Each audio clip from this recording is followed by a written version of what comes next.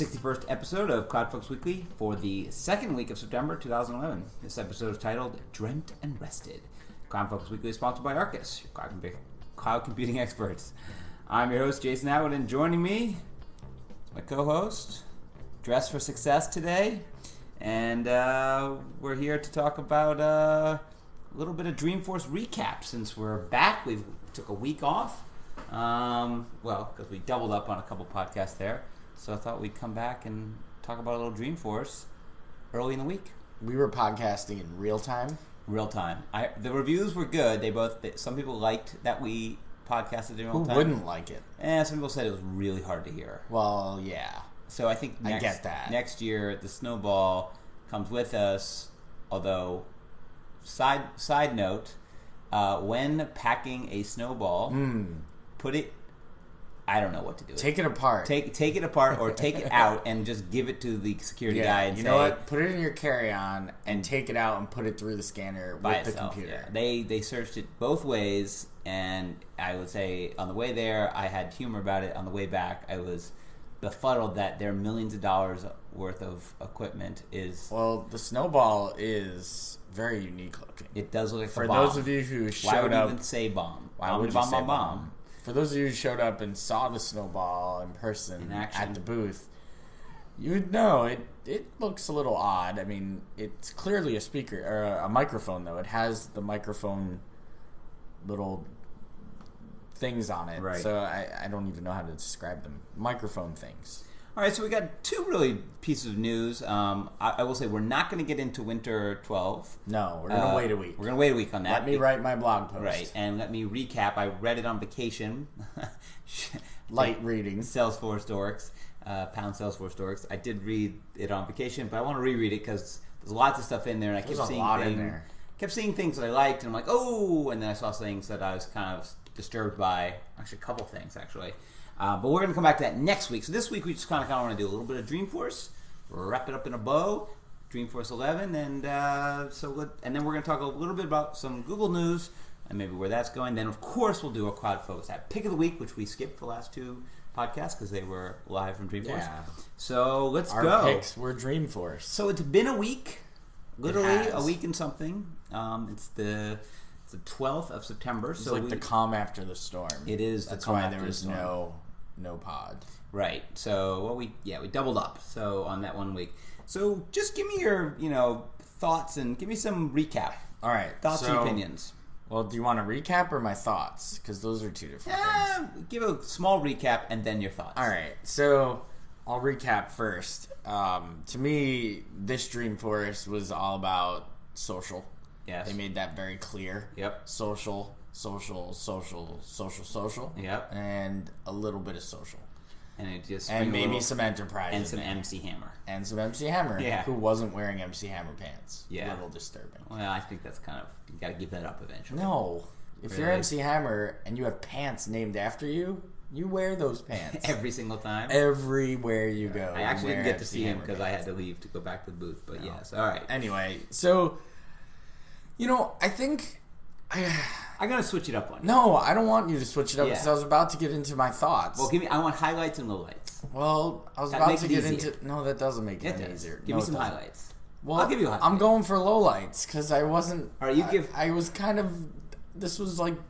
To me, I've been to 4 now. Yep. And this was the worst one. Really? Of the 4. It did not get better for me. It got worse. And it had nothing to do with the fact that I was working. I mean, you're always working, but like... working, had a booth to staff. No, that had nothing to do with that. I really feel like they missed the mark. See, I was thinking, I would say this, if you're going to split this podcast, this Dreamforce up into 2, I think it was the best Dreamforce I've ever been to. In terms of the people, in terms of the whole expo, in terms of everything. I think in terms of the announcements, it was the worst. Like in terms It's not just the announcements. Well, it's the entire feel of the conference. I feel like it completely missed the mark. So what did you feel that the conference was that isn't anymore? It was too much of it was too broad. It wasn't focused. Like the keynotes are no longer even informative to me at this point. They're more marketing-y, But PR statements spiel, right. like and the things that they're showing are, I mean, good luck. Like, good luck getting that going, because it's like, here's all this stuff that you can do, and really, really, some of it you can't do just yet. And here's what you should be thinking. If you're not doing this, then you're missing out. Well, I don't know about that. I think there's a large disconnect, and we said this. You know, I love Salesforce for their forward thinking. You know, that they are always forward thinking, that they're trying to put the next thing on the map before we're, you know, while we're here, they're looking down the road. But I think sometimes it feels like, and this I think we could kind of mingle this in with true to the core stuff, and they had a true to the core session at the end, which we missed because we were on a plane. But it sometimes feels like it's like they're not even shooting for the future, they're shooting for the future's future.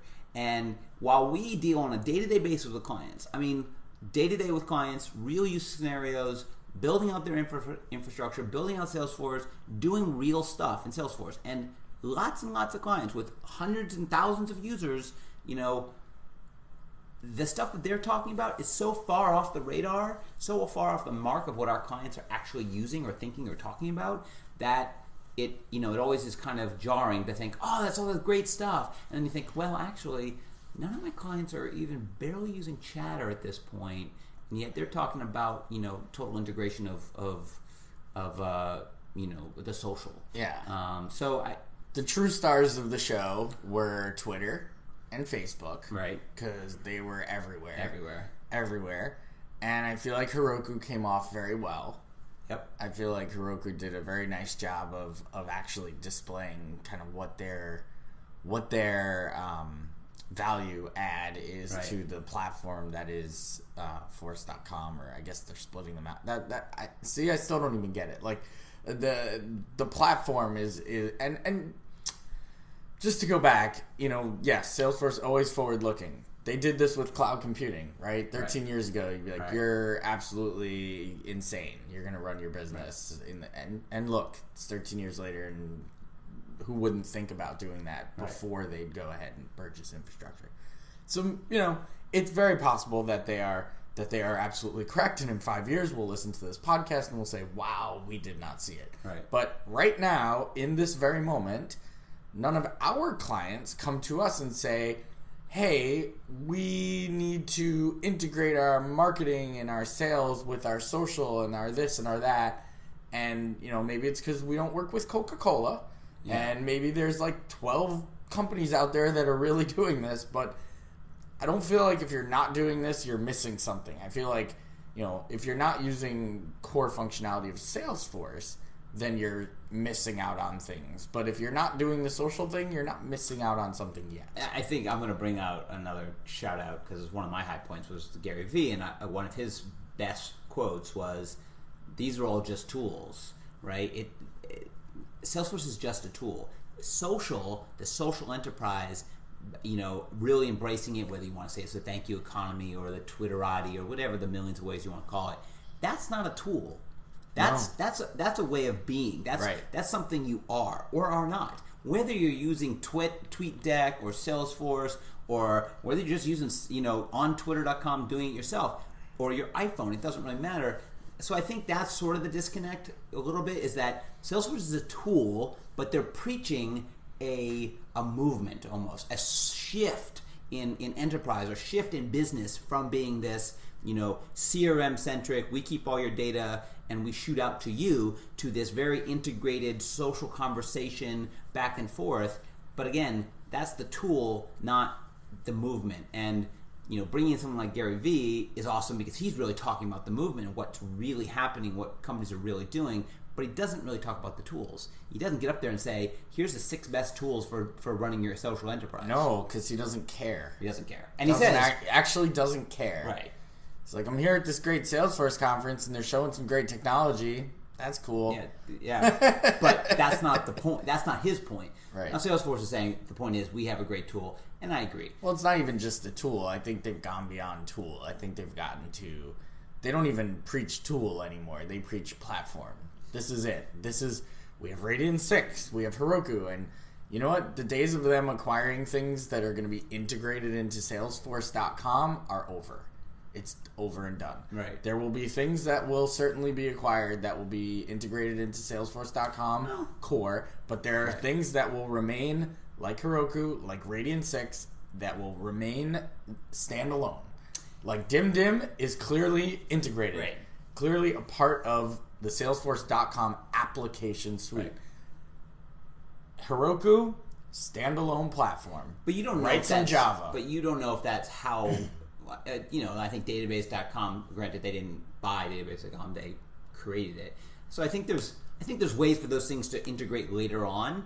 When you first buy something, you want to, I think in the first 3 years you have to get the value out of whatever you bought. And so there's a big rush to say, okay, we own this, we can sell it by itself. And yes, in 3 years we might merge it back in.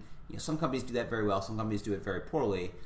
I would almost say that Google took, I don't know how many years to migrate YouTube into Google, and YouTube's a huge loss leader for them. I mean, they don't make any money on it. So, I mean, I think those things are really interesting. Again, overall, high point for me was really I like being in the Salesforce mothership. I like the people. I like meeting the people. We put meeting the fans, of us, which is nice, and it's always nice that people come by and say, I listen to your podcast, or I didn't know about Gary Vee until you talked about him, and I went and bought his book, and now I'm a big fan of his. That's awesome. Like that, I feel like I made a connection to that way. And just meeting clients and customers, I think that's a lot of fun. And I love the hype. I love the kind of like, you feel like you're, being the world's biggest tech conference now, I feel like you're on a very good path. That's my highlights. The lowlights are, I think that as a Dreamforce, from what I remember, and this is my fifth, I feel like it's gone from being a very specific talking to me and what I'm doing, and I remember going, oh, that'll be great, and that'll be great, and I was just like so jazzed, to now I kind of leave thinking, well, they're probably going to make you pay for that, right? Siteforce. That's probably not going to come out for 6 months. Touch. I can go down a list, and maybe it's just I'm older and wiser, but I'm like, I kind of look at them and I see them not as great things I'm getting tomorrow. I see them as that one's going to turn into a marketing ploy. That one they're probably going to kill off in 6 months, or or that one should be free, but it's not going to be. And so I wish there was more stuff that kind of. I wish they would go deeper into the platform stuff, deeper into the core, the sales, the call center stuff, and actually show us stuff that we're going to be using in 6 weeks that's really going to love. Even if I would say, throw one of the keynotes out there and show Winter 12. I mean, there's stuff that's in Winter 12 that I would have been like, oh, I wish you had showed that to me, because I would have left more excited about something that's coming in 6 weeks, or 4 weeks now, than I would be about something that I know you're not even going to be able to get out the door in a year. Yep. Like, you know what I mean? So true. One other comment, and then we can get off Dreamforce.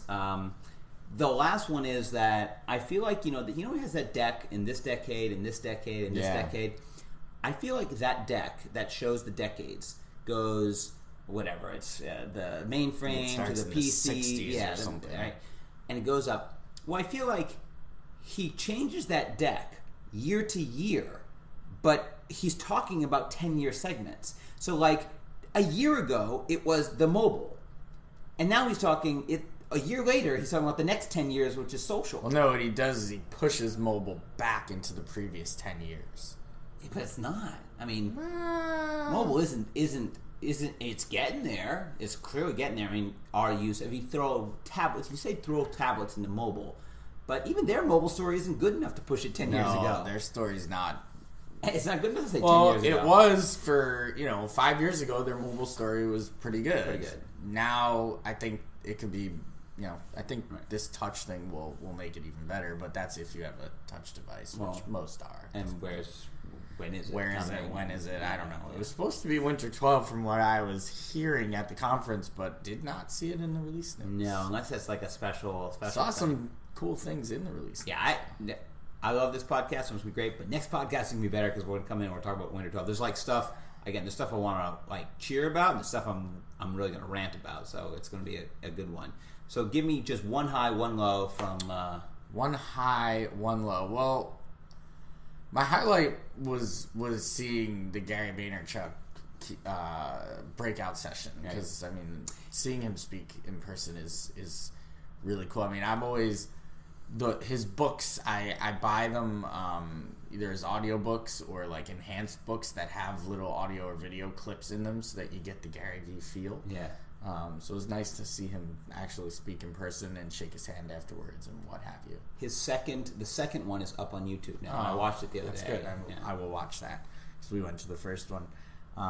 My low light, this is unfortunate because it's kind of a mix of a low and a high. Was the third keynote. I knew I actually left this for you. You left that for me? Yeah, Thanks. I was going to say something about the third keynote was Eric Schmidt, and he was a good, it was a good conversation. It was actually a very interesting conversation that he and Mark Benioff were having. But the third keynote to me has always been reserved for the philanthropic efforts of Salesforce.com, the company, and the foundation, and human capital management, and people just doing great things. And that's not what this keynote was about. It was about technology and in some ways Microsoft bashing and a lot of Microsoft bashing. And the history and the future and how we got to where we are. And it started off with like a 3-minute foundation video. And that was it. Yeah. And it was like, oh, is this an afterthought at this point? Because that's not what this is all about. This was supposed to be something different. The last 2 years have been a little disappointing. I mean, it's strange to say that Clinton is a disappointment. He was disappointing because I think his timing was really thrown off, and he was just a little... I just think it was... Again, I don't know what... I've been to 5, so I've now had 2 which I thought weren't really about giving back, and I saw 3 that were. Yeah. So I don't know if maybe the 2 before that were about just whatever. But why kick them off with the foundation video? I mean, that is what that keynote is historically has been that's the about. thing. I don't know if that's just because that's what happened in those years we showed up, or if that's what... Then don't kick it off with a video that makes no sense for the rest of the presentation. Kick it off with a 3-minute video about how awesome the Salesforce Foundation is, and then you talk about technology. Yeah, talk about mobile for an phones. hour. Right. I agree. And I thought the foundation stuff kind of interesting this year. They broke out both financial services and foundation into 2 different areas, not in the main hall. I heard that wasn't too successful. The nonprofit area, which I went and visited, was much more booming, like bustling. There was a lot going on. Right. There was an expo floor that was sort of integrated into where the breakout sessions were. Right. There were a lot of people there. Now I went over to the financial services one, and it was, I don't want to say crickets, but it was not very well. It was just a little too far off the beaten path, I think. So I think it's one of the things that I miss seeing in this one. Maybe they said it and I was tweeting or something. As Zach likes to say, I needed to have a tweet mule. But the piece about where they have everybody in the same room and they say, hey, if you're a small company, stand up. They did that. They did it? Yeah. That's my favorite moment. Yeah. But did they do it? They did it. Okay. I feel like when you break out these segments into their own sort of super sub expos, you're kind of killing off that idea. The idea is that the expo, whether you come to our booth to talk about compliance for chatter, or whether you come to talk about our podcast or whatever, we should be able to talk all things. I think that gets lost if you just, I don't know. I feel like it gets lost. I mean, there were definitely some companies that only did their expo at the vertical, and they miss out on the big expo floor. Right. But anyway, I mean, it seems like we've just did a bunch of negative stuff on Dreamforce. I mean, it was great to be there. I always love being there. I think it's incredibly well run for 45,000 people. It is. It's extremely well branded. It does get you hyped up, and I think for most people who are going, they're not as, and I hate to say this, but we're a little jaded. We've been to many. It's going to your first Jets game versus your 25th Jets game or Yankees game. Judging by our voices, you can tell we went to our 25th Jet game last night. 25th Jet game last night. But you know what I'm saying? The wow factor goes away. But I feel like, you know what? Next year, they're going to have to repeat this same message. Because this message is going to need to be repeated. Yes. Because it's not it's not here's winter 12 features and you're going to be using them for a year when you get to the next one. This is a shift in the entire strategy of the company. I also think that having them out between December and August was a little close. It felt like I was just there. Yeah. So next year, DF12 will be September 18th so far, which is cool. So it's like it's over a year away from today or whatever. It's, over a year away. So I think there'll be some time to build up. You'll have at least 1, 2, 3. You'll have 3 releases between the 2, right? And then a fourth coming. And then a fourth coming. So I think I hope it gives enough meat to talk about and lots of stuff. So great. The last piece of news, a little, just so we don't, over Salesforce our last 5 podcasts. Well, before we move on to the last piece of news, okay. we should just thank everybody who came by. Oh, yes. Not personally. The Arkus booth, I can't remember everybody, but a bunch of people came over, got their Safe Harbor t-shirts, which were a big hit, as always. Wore them around. That was cool. That was cool to see. Very cool to see. So thank you guys and gals for coming to the booth and picking up your t-shirts. It was a lot of fun to shake your hands and talk to you for a couple minutes. Some people were like, "You're Justin? Oh my god!" Like they didn't even like. They were like, "No, you're not." All right. I had to flip my badge kept flipping around, and I had to flip it around and say, "Look, it's me." Yeah, I'm the voice on that thing that you listen to. Yeah. So thank you all. Yep, thanks. It feels really good. All right, so let's talk about the one last little bit of news. All right, little bit. This is a little bit of cloud news. I think it's kind of interesting, not hugely interesting, but we got to throw it in there because I don't want to make this too Salesforce-ian. So Google, over the last week, I was actually on vacation. That's also one of the reasons why we didn't have a podcast last week. Google bought Zagat. Yeah, they did. Which is interesting because Zagat was started as a piece of paper, a book that you bought based on reviews. If you don't know Zagat, but let's see, it's like City Search or whatever is now. But it gave you a little review or Yelp of restaurants, and then I think they moved into other things, but restaurants primarily, and it would rate them on a scale of I think up to 30, 1 to something 30 on 4 different things, done by decor, food service, and cleanliness or something along those lines. So they had Zagat reviewers, a whole bunch of people. They would send them out. They would fill out the little cards, and they would send them back into Zagat. And so they made a very well trusted source. Very well trusted. I remember it was a big deal if you got the Zagat guides. Let's go look that up in Zagat. I personally actually never really used it because I was always like, I'm not going to go out of my way. I live in New York City. It's like I can throw a stick and get a good restaurant. The sticker on the front door of a restaurant that says Zagat rated was a big thing. It's ooh, they're in Zagat. So then they took a tumble when the internet came and they weren't really ready for it. They were slow to react to the Yelps, the City Searches, the Googles, everything in the world. But they kind of made it back, and they also always had a pay model, which in the early days of the internet. Really, people weren't ready to pay for very much. I'm not paying for anything. I got everything's free. So now, of course, people are paying for things, and there's more of there's a premium. And so Zagat has had a good comeback story, but now it's been bought by Google, which is just kind of interesting because here's a huge cloud computing company buying basically content, and you can just, the obvious thing is they're gonna integrate it right into their Places technology, place pages, right? So if you could build in Zagat ratings back into Place Pages or Zagat whatever into Place Pages, that would be a pretty good thing. So, but interesting. interesting news. Do you think that they're going to do deals and things? I know that they're getting into deals like Groupon and Living Social and all the other ones. I think everybody has to be in deals. I know Facebook has a pilot program now with deals. I used one the other day, a Foursquare one. So I think Facebook was killing off their deals. From what I heard, yeah. Really? They ran a pilot and they didn't like it? I think so. Yeah. I think there's a lot of competition in that space, and it's just getting noisy. Well, Groupon's pushed back their IPO, so we want to get to other news we haven't talked. So Groupon was going to go for an IPO this fall, and it's now pushed it back because of the market sort of not doing as well. That's an interesting market.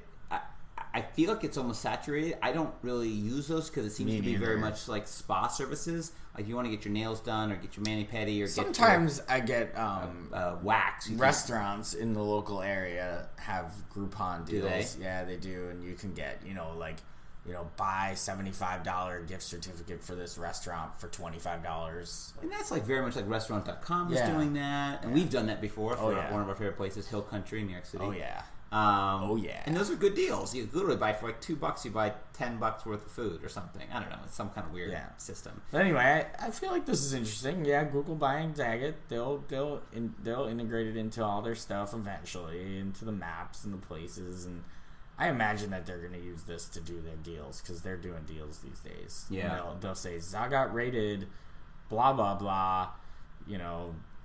Look at the deal you're getting for food, decor, service, and cost. Well, yeah. So that's what I was saying is that American Express. I think we might talk this on the podcast. American Express made a long-standing deal with Foursquare to integrate deals, and I actually got my first one the other day. I did the sign up where I signed. I basically attached my American Express card to my Foursquare. Somehow I forgot how I did that. It's probably like AmericanExpress.com/Foursquare or Foursquare.com/AmericanExpress. One of the two. But then I was at a place. I was at Dunkin' Donuts. I was on vacation, and the kid likes to have munchkins, so I'm like, I'll go buy some munchkins. And I clicked on to check in, and it said, "Oh, this is a place. If you use your American Express card at this place and check in, you'll get $1 off." And if you do all of these things, well, it was really just check in. You can save 24 cents. It was really a check-in, and it was $1, and it was $1 off a $5 purchase. So I saw it on my bill this morning. You saved 20%. I didn't think that's not bad. No, if you said 20% go anywhere, you'd go there for 20% off. I would be there now. There's a place in our neighborhood that's 10% off your bill if you check in. That's true, and I've gone there for brunch a couple times because hey, 10% adds up. If it's an $80 meal, it's $8. That's not bad. Yeah, save the tax. So that's it. So next week again, we're going to come back with a whole bunch of more Salesforce stuff, probably some other news in the cloud, but we're definitely going to talk about Winter 12. There's also, forgot to mention, there's a new blog post up about... There is a new blog post. Newbie's guide to... what's the actual title? I don't know. We took a newbie this year. Dreamforce for Newbies, a recount from fresh eyes. Yeah. And I'll tell you, if you think that we're a little bit negative, you should go and read his blog post because it's much the opposite. Oh, it sure is. There's something to be said about going 5 times or 4 times versus the first time. You can't keep getting wowed. I think you can. It's just a matter of having the right wow factor. All right, time for our CloudFocus app pick of the week. All right, I will let you go first. I think we both have Salesforce picks, and I think they're both mobile. I think they are. I believe they are. So I am picking Dragon for Salesforce. Now, if you remember back, I don't. But for those listeners, I have actually picked Dragon Dictation before for the iPhone. Yep. So now I'm picking Dragon for Salesforce. Since you picked that, honestly, yeah, that was probably how often? 3 times. Okay, so not very much. The answer is not. I downloaded it a week ago and I've used it 3 times. No, the other one, the other Dragon one. Oh, the other Dragon one. I've never heard you talk about it once. Oh, I've used it a couple times, not often. So when I want to type a long thing, I'll Dragon it into WhatsApp. But anyway, more or less than 3 times. Probably less. Okay. But anyway, this one's more useful because Dragon for Salesforce, free app for the iPhone at least. Yep.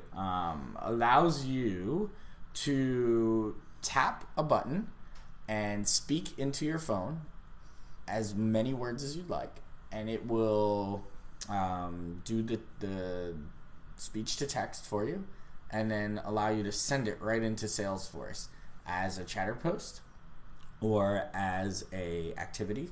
Like if you want to log an activity, you can log a call, and it's a pretty neat little app for free by Nuance Communications. Cool. Very cool. So Dragon for Salesforce. Yeah, why you gotta call me out? Like, you use your apps like every single day that you pick. No. Every app that you ever pick, you use every day. Well, you picked it like it was the coolest thing on the planet. It was, and I've used it a few times. Well, relax. All right, I'm going to tell you right now that the app you're picking now, you're never going to use. I picked them. I've used them a couple times. I'm not sure I'm going to keep using them, but I'm I'm not saying that I am. Guarantee you won't. Go on. All right. So the 2 picks, I'm back to a dual pick because they kind of came out at the same time and they're kind of similar. So I'm not going to break them up. Salesforce Account Viewer and Mobile Dashboard. So, we've been talking a lot about things going into the, things going on the iPad. And basically I was saying, why isn't there a native iPad app? Well, it looks like what Salesforce has done, although 2 of these I guess are both, Are these Labs apps? They're Labs apps. I wouldn't use them. But, well, why not? They're iPad apps. I'll let you play with it while I talk about it. So there's 2 of them. There's one called Salesforce Account Viewer, which I'll talk about first, which is basically just a list of your accounts. And on your iPad, it downloads them, and then when you click on them, you get all sorts of information about them, and including it'll pull up a little news section. I don't like this. Arkus Inc. No news. Yeah, well, go to a company that... Arkus Inc. has news. Has tons of news. Go ahead, pick up like one of the other companies. There you go. Right.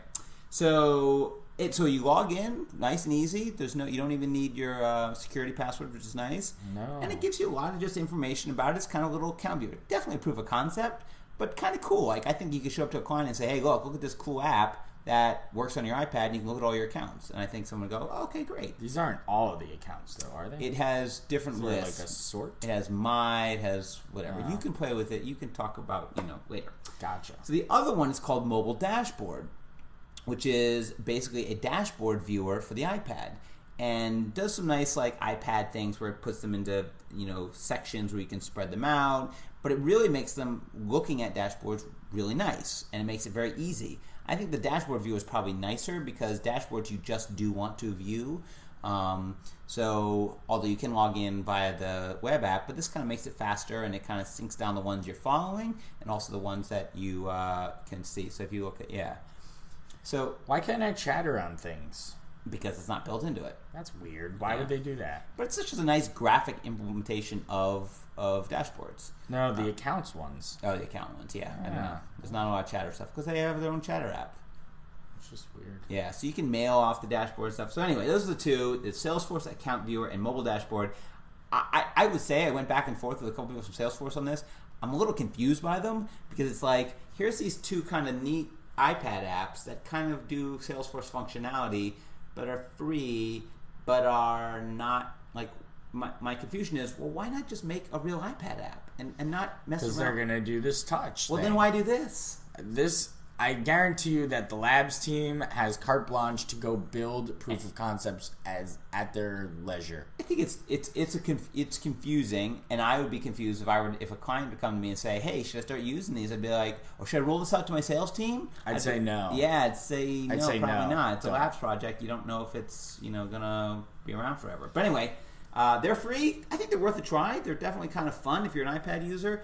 It's nice to jump from chatter to dashboard to accounts. Again, 3 different apps. I wish they were kind of one app, but cool enough. Free is always good. 2 free apps. Free is good. Dragon for Salesforce is free too? Yeah. Okay, great. Well, that wraps it up. Again, if you want to check out the blog, there's the new blog where we have nice commenting now. If you click on the article title, or go right to the blog post or the podcast, you can actually use Discuss. You can log in with your username and password from anywhere, Twitter, Facebook, whatever, and leave comments. So that'd be great. We'd love to see that. So that's blog.arkusinc.com. You want to follow Arkus Inc. at twitter.com/ArkusInc. I'm at twitter.com/Jason M. Atwood. Justin's at twitter.com/JustEdelstein.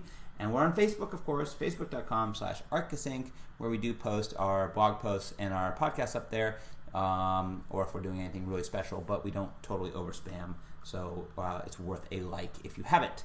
Otherwise, go to iTunes, subscribe to iTunes, leave a great review up there. We really like to see it. Love to see the subscriber numbers, and people. You'll get the podcast whenever we do it. We're doing it really early this week, so you wouldn't even know about it unless you're following one of those other places.